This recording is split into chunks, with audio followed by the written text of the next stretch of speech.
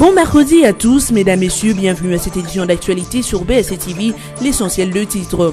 Il existerait une possibilité pour Joseph Kabila Kabange à briguer un autre mandat, soutient Jean-Cyrus Mirindi Batumike, chercheur en droit congolais. Ce dernier estime que le principe qui aurait retiré à Joseph Kabila Kabange cette possibilité voulait que le régime juridique de l'élection présidentielle puisse demeurer le même. D'où ce changement du comptage de nombre de mandats est intervenu en 2011 avec le changement du régime juridique, ce qui lui accorde une autre possibilité à briguer un autre mandat. Et puis, 8 nouvelles centrales hydroélectriques seront construites dans les prochains jours aux alentours du parc Virunga dans le Nord Kivu.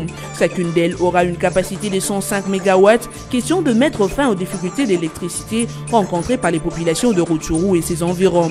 Enfin, le monde célèbre ce mercredi 25 avril la journée mondiale contre le paludisme avec comme thème « Prêt à vaincre le paludisme ». Cette maladie parasitaire mortelle est transmise par les moustiques, raison de plus pour mieux assainir notre environnement et réduire le taux de mortalité lié à cette maladie.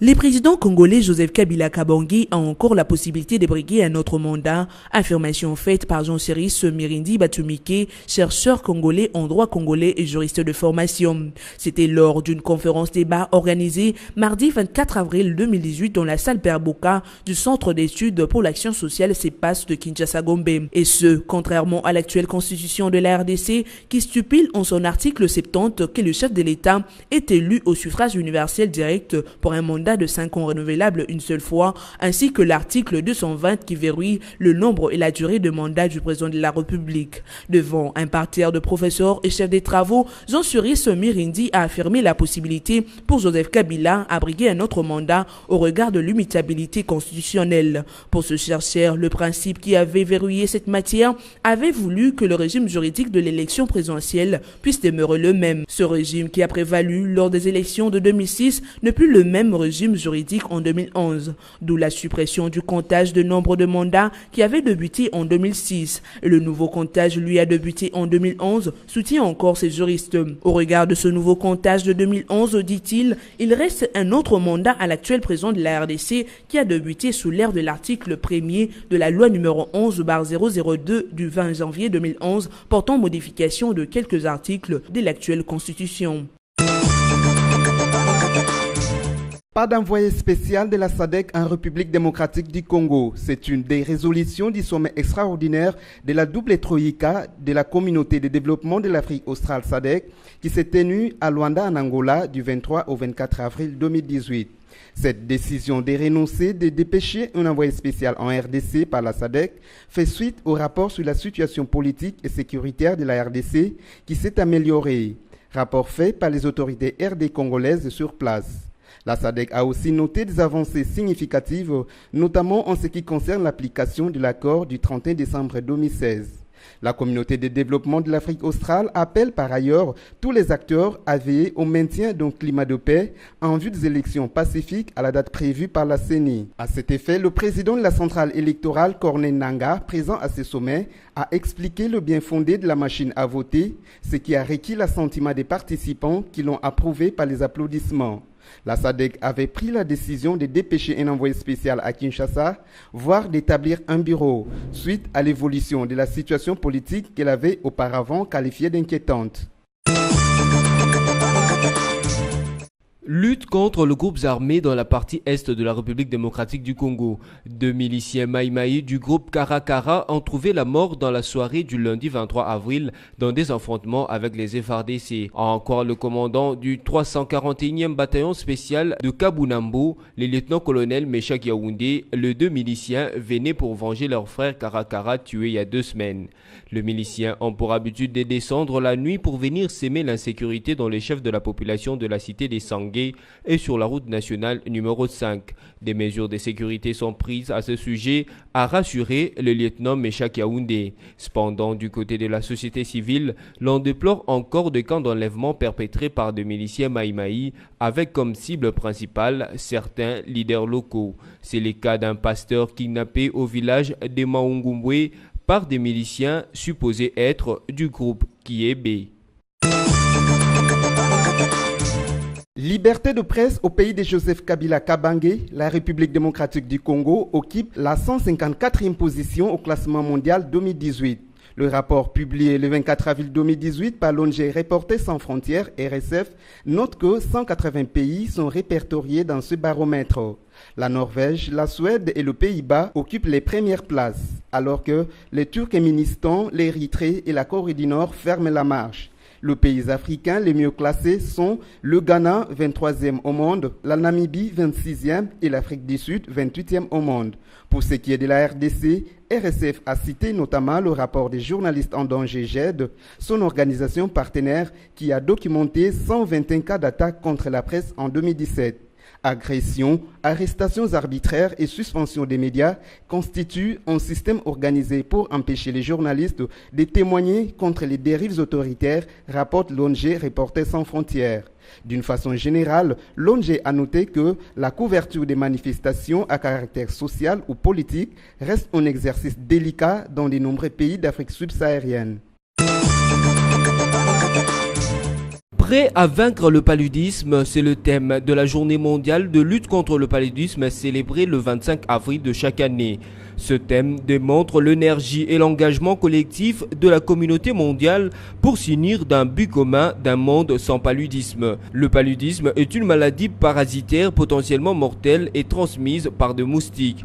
D'où l'importance de bien assainir nos milieux de vie, question de prévenir le cas du paludisme communément appelé malaria, comme les fait savoir ici le quelques Quinois rencontrés. En tout cas, c'est vraiment ma belle ma casse. Poubelle, toujours vivre nango. Border, donc bangungi même pendant la journée boy. Au fond de moi, il y a des moustiques bazoliayo. Nous sommes ni malaria. Et ça que problème pour ma titoué zalaté gouvernement a en charge. Aya basala musala awa. Les ba omona boy, il faut basala le plus rapide. Yo ça la population tous va me connoter ba malaria. Et ça va malaria, t'es ça makambe belende za wana. Mais et lo makasi ça des fois ba kitsa ba prix ba kitsa ba malaria ba tifo so belango za cher makasi. Il s'y est de noter que le paludisme atteint et tue près de 3000 personnes par jour en Afrique subsaharienne. Le taux de mortalité dû au paludisme est d'au moins 85% en Afrique, de 8% en Asie du Sud-Est et de 5% dans l'Est de la Méditerranée. Vers la construction de 8 centrales hydroélectriques aux alentours du parc de Virunga en province du Nord Kivu, d'une capacité de production de 105 MW chacune, ces ouvrages devront être construits dans le tout prochain jour par Virunga Sarl, une entreprise hydroélectrique basée dans cette province, a indiqué à l'agence congolaise de presse, directeur général de cette entreprise, Ephrem Balolé. Il s'y est de souligner que l'érection de ces centrales et leur opérationnalisation vont mettre fin aux difficultés d'électricité que rencontrent les populations du territoire de Rutshuru et environ. À ces jours, 3 centrales dont celle de Matebe d'une capacité de 3,6 MW sont opérationnelles dans les territoires de Rutshuru avec une capacité opérationnelle de 30 MW distribuée au parc de Virunga et ses environs, affirme la même source. Le député national Zachary Baba Bassoué a lui aussi rendu hommage à Papa Wemba le mardi 24 avril 2018 au quartier d'Anoumabo à Abidjan, en Côte d'Ivoire. Une grande délégation venant de la RDC est allée jusqu'au lieu où les baobas de la musique congolaise est décédé. Cette délégation, accompagnée par le député national Zachary Baba Bassoué, de l'ambassadrice de la RDC en Côte d'Ivoire, du maire du quartier d'Anoumabo, les groupes Magic System et les sapeurs de Côte d'Ivoire ont tous rendu hommage à cette icône de la musique congolaise. Un défilé des modes a eu lieu, une façon pour les sapeurs ivoiriens de commémorer la mémoire de Papa Wemba, comme il était dans ses habitudes de valoriser la sape. Notons que c'est dans cette ville d'Abidjan que Papa Wemba s'est éteint le dimanche 24 avril 2016 lors du festival de musique urbaine d'Anoumabo. Mesdames, Messieurs, le principal titre de cette édition, il existerait une possibilité pour Joseph Kabila Kabange à briguer un autre mandat, soutient Jean-Cyrus Mirindi Batumike, chercheur en droit congolais. Ce dernier estime que le principe qui aurait retiré à Joseph Kabila Kabange cette possibilité voulait que le régime juridique de l'élection présidentielle puisse demeurer le même. D'où ce changement du comptage de nombre de mandats est intervenu en 2011 avec le changement du régime juridique, ce qui lui accorde une autre possibilité à briguer un autre mandat. Et Depuis, 8 nouvelles centrales hydroélectriques seront construites dans les prochains jours aux alentours du parc Virunga dans le Nord Kivu. Chacune d'elles aura une capacité de 105 MW, question de mettre fin aux difficultés d'électricité rencontrées par les populations de Rutshuru et ses environs.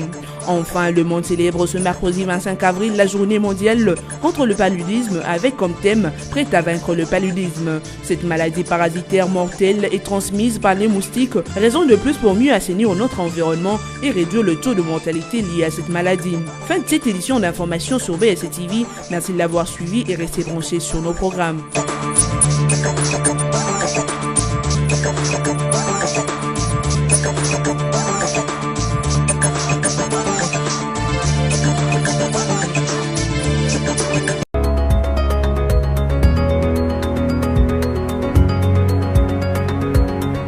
Mesdames, Messieurs, bienvenue et merci de nous rejoindre pour cette revue de presse parue en ligne ce mercredi 25 avril 2018, sélectionnée et résumée pour vous sur BSC TV. Ouvrons cette revue de presse avec Forum de Zas qui titre « Avec ce rassemblement réussi de Maluku, Kinkole, Imkafikin, les PPRD précurseurs de meetings populaires. À 8 mois des élections en RD Congo, il est constaté des actions qui augurent des lendemains pacifiques. À preuve, le différent meetings populaires aussi bien de partis de la majorité présidentielle que ceux de l'opposition. La dernière rencontre en date est celle de l'Union pour la démocratie et le progrès social organisée hier mardi 24 avril, place Sainte-Thérèse dans la commune d'Ndjili. Plus de peur que de mal, les meetings populaires du parti de la 11e rue Limité s'est déroulé dans une ambiance bon enfant.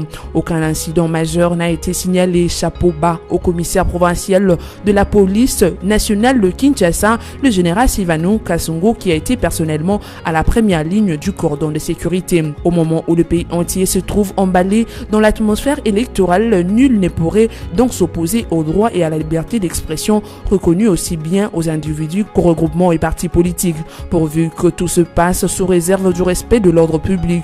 Et donc, on ne peut que se féliciter que le parti politique de la majorité présidentielle comme de l'opposition puisse s'exprimer, notamment à travers des manifestations genre meeting populaire. Un seul souhait cependant est que ce rencontre ne puisse se présenter comme des occasions de se reprendre en invective. Tant mieux s'il est question de critiques positives admissibles dans l'excellence de la pratique du jeu démocratique. Poursuivons cette revue de presse avec le site radiocapi.net qui écrit RDC Félix Tshisekedi se dit focalisé sur sa victoire à la présidentielle du 23 décembre. Lors de son meeting organisé mardi 24 avril à Kinshasa, le président de l'UDPS Félix Tshisekedi dit se focaliser sur son élection à la prochaine présidentielle qu'il espère emporter. Il a ainsi démenti les rumeurs propagées sur les réseaux sociaux et certains médias les présentant comme le futur successeur de Bruno Tshibala à la primature. Concernant le processus électoral en cours, Félix Tshisekedi rejette à la fois la machine à voter et les fichiers électoraux qui contiendraient beaucoup de personnes fictives. Il plaide aussi pour le remplacement d'ici la fin de ce mois du délégué de l'UDPS au poste du rapporteur de la Commission électorale nationale indépendante CENI, un poste occupé à ce jour par Jean-Pierre Kalamba. Dans son adresse, Félix Tshisekedi s'est notamment apaisanti sur le retour de la dépouille du feu Etienne Tshisekedi qui sera inhumé dans la commune de Lansele. Au chapitre de la décrispation, le président de l'UDPS a félicité la police d'avoir bien encadré les manifestants. Il a par ailleurs encouragé les pouvoirs à poursuivre de bonne foi la décrispation en libérant des prisonniers politiques et en autorisant les exilés politiques comme Moïse Katumbi à retourner au pays. C'est la première sortie populaire du président de l'UDPS depuis son élection à la tête du parti. Félix Tshisekedi s'est bien adressé devant la foule immense réunie au terrain d'Ndjili Sainte-Thérèse. Bouclons cette revue de presse avec les sites d'actualité Congo Virtuel qui note en grand titre « Insécurité à l'Est, le maire de Beni accuse les autochtones ». Nyoni Bwanakawa pointe du doigt des autochtones de Beni Butembo comme complices de rebelles ougandais de l'ADF dans les tueries de l'Est. Avant lui, en 2016, les notables Beni Mbaou et ceux du secteur Wenzori l'avaient aussi dénoncé. Joseph Kabila n'a fait qu'affirmer une vérité déjà connue pour interpeller les uns et les autres afin de mettre fin à ces situation. Alors que se poursuit la polémique autour de l'interpellation par les chefs de l'État des députés nationaux sur la situation sécuritaire générale au pays et particulièrement dans sa partie Est, une autre voix vient de s'élever, cette fois-ci pour stigmatiser la complicité de certains autochtones de province de l'Est avec les djihadistes du mouvement ougandais ADF. Cette voix, c'est celle du maire de Beni, Nyoni Bwanakawa, qui vient de s'exprimer à la suite du meurtre de 5 commerçants dans l'incendie de 3 véhicules qui les transportaient le vendredi dernier sur la route Kasindi-Bénin. Ainsi s'achève cette revue de presse. Merci de l'avoir suivi et bonne suite de programme sur nos antennes.